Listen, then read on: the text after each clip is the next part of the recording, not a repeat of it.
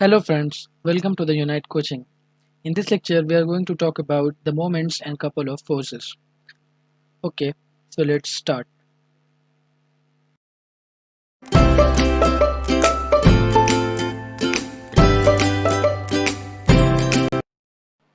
So now we have the moment of a force, right?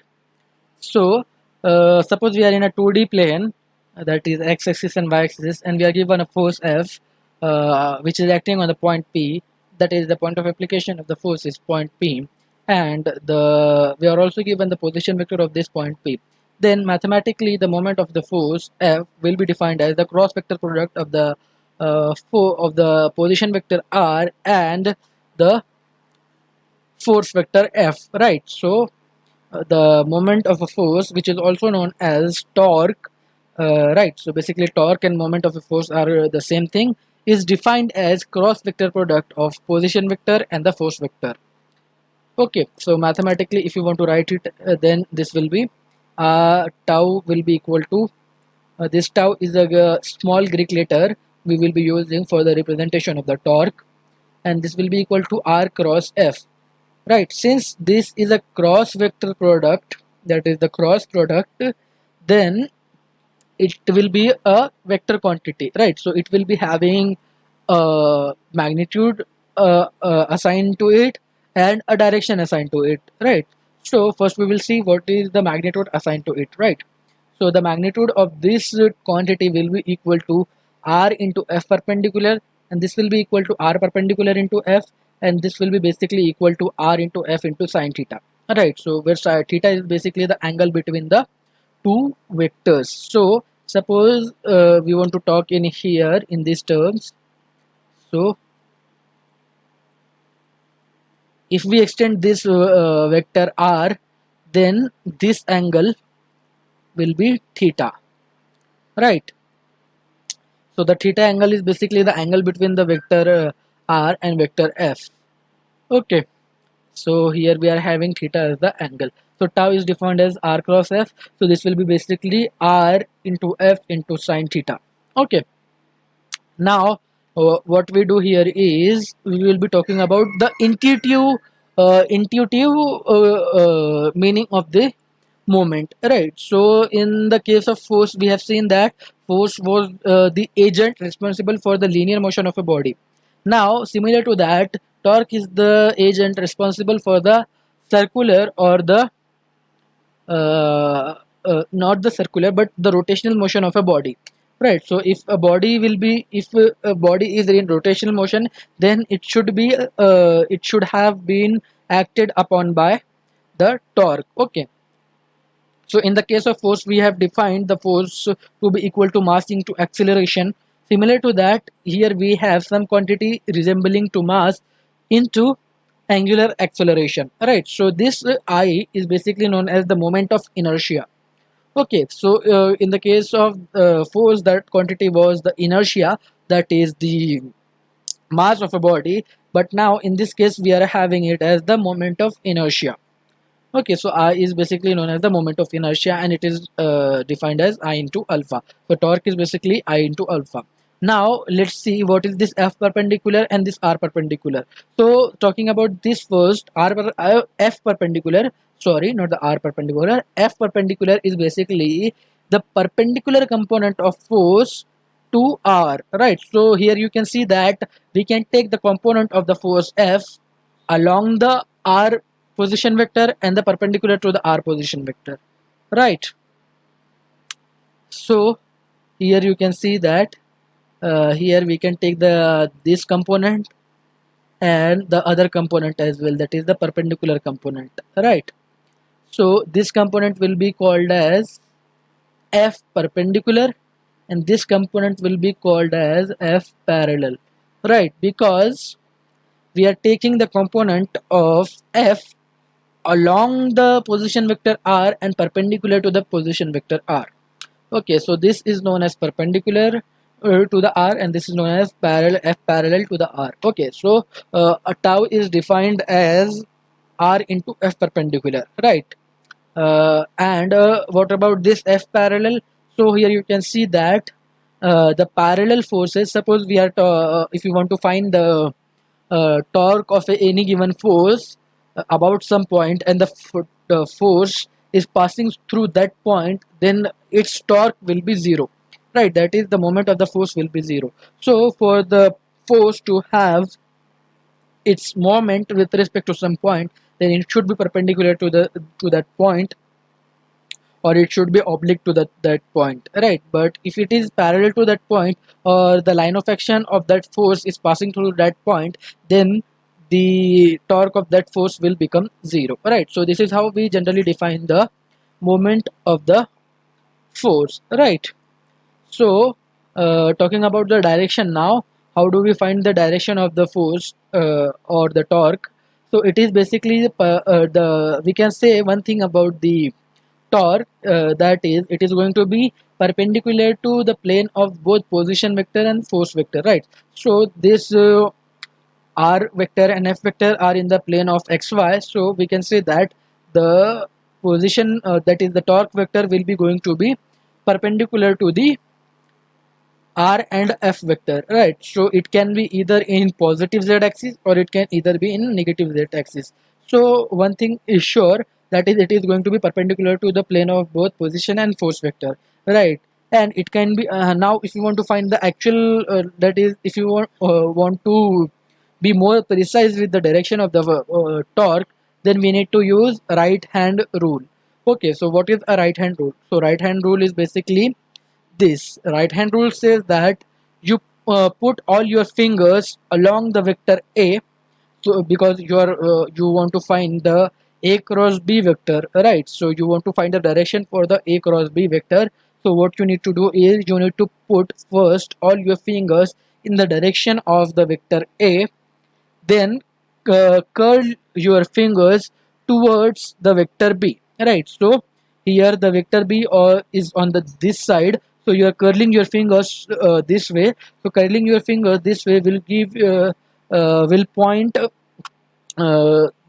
then in whatever direction your thumb will be pointing in, that will be the direction of the a cross b vector, right? So right hand thumb rule says that if you want to find the direction of a cross b vector, then first put all of your fingers in the direction of a vector, then curl your fingers. Curling your fingers and checking out the direction of the your thumb will give you the direction of a cross b vector, right? This is simple. Now what you need to do is, be sure and be careful enough to use the right hand. If you are a left hander, then you will face some problems, because you will be using your left hand for finding the direction, and you will get the wrong answer, right? So you should be careful enough to use your right hand if you are a left handy, and otherwise this will be very easy for you, right? So this is how we need to define the direction of a cross product, or the, in this case, r cross f. So here in this case you can see that if you put all of your fingers in the direction of r, then curl your fingers in the direction of f, right? Do it. Okay, so if you put all your fingers in the direction of r and curl it in the direction of f, then your thumb will point into the plane, right? That is towards the negative z axis. So the direction of this force for this particular case, that is the direction of the torque, will be basically the minus z, or minus k cap, right? So the direction of torque for this particular case will be minus of k cap.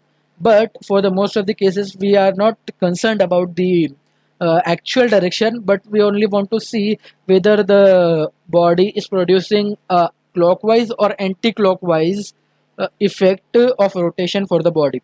So here, in whatever direction with respect to you, the your fingers are curling, that will be the direction. So suppose for this particular case, the fingers are curling for the anti-clockwise direction, right? So anti-clockwise direction, the fingers are curling, so this will be in this particular case, the fingers will be, or the direction will be anti-clockwise. right? And for this case, the for this particular case it will be clockwise, right? So here you can also denote the direction as this, that is it is producing a rotational effect of this, or clockwise rotational effect, right? So this particular force is producing the rotational uh, clockwise rotational effect with respect to the point O, that is the origin, right? So this is how we define the define it for the define the moment of a force, right? Now talking about one question, we are given the question that a wheel of radius 10 centimeter can rotate freely about its center as shown in the figure. So the figure here is this, right? So this is a wheel of radius 10 centimeter. So the radius, that is, this is center basically. So this point is center and this is basically the radius. So radius for this is basically 10 centimeter, right? And it can freely rotate about this clamp. Okay, so a string is wrapped over its rim and it is pulled by a force of 5 Newton. It is found that the torque produces an angular acceleration alpha equal to 2.0 radian per second square in the wheel. Okay, so it is producing a rotational effect to the body, right? So this string, a string is wrapped over the rim of this wheel, and we are pulling this string with a force of 5 Newton, and because of this force the body is rotating. Okay, and it is rotating with an acceleration of 2 radian per second square. So we need to find the moment of inertia of the wheel. So we need to find basically I of the wheel. So here you can see that we are not here we are not concerned about the direction of the tau or alpha, but here we are concerned about the magnitudes of them, right? So here what we are given is we are given wheel and a force is acting on this part of 5 Newton, right? So we need to find the uh, torque of this force onto this body because of which it is rotating. Here you can see that there are total 3 forces acting on this body, that is the wheel, right? So what are those forces? The forces are basically the 5 Newton force, the mass or the gravitational force or the force due to gravity, that is m into g, and the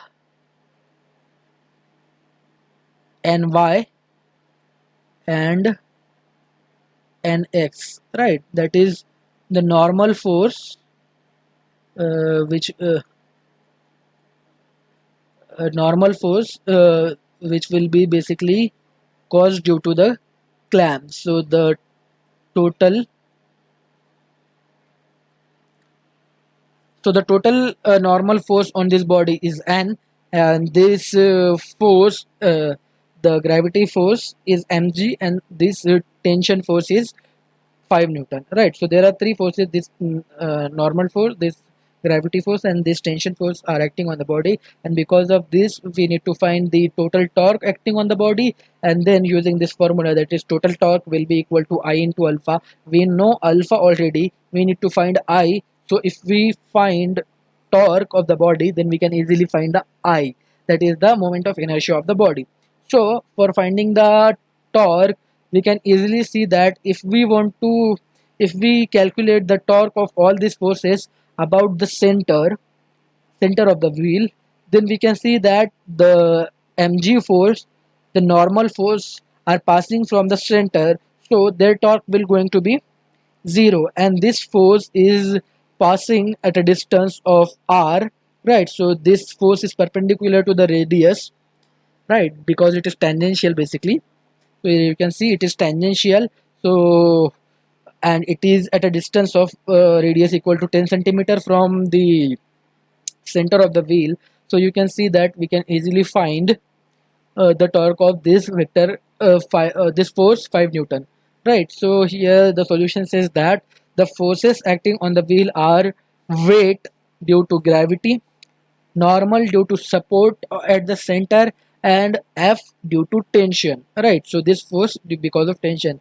The torque of W, that is the weight, and the normal are separately zero, and and that of F is F into R.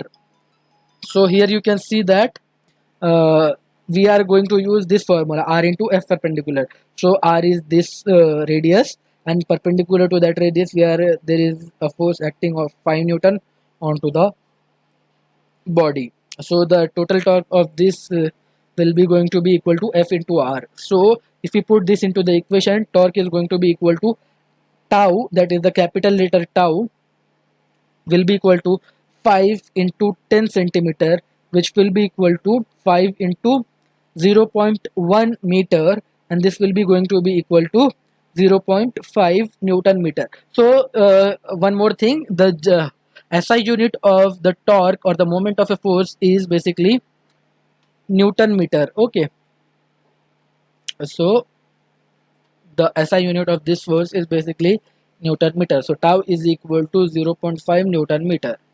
Right. So the moment of inertia is, so if you I'm erasing all of this. So the moment of inertia will be equal to I, which will be equal to tau by alpha. Right. So I will be equal to tau upon alpha, and this will be equal to 0.5 Newton meter upon 2 radian per second square, and solving this will give us the moment of inertia will be equal to 0.25 kg meter square, and kg meter square is the SI unit for the moment of inertia, which will be seen in the which we have seen. Okay, so I is basically equal to 0.25 kg meter square. So this is how we need to apply the concepts of moment of force.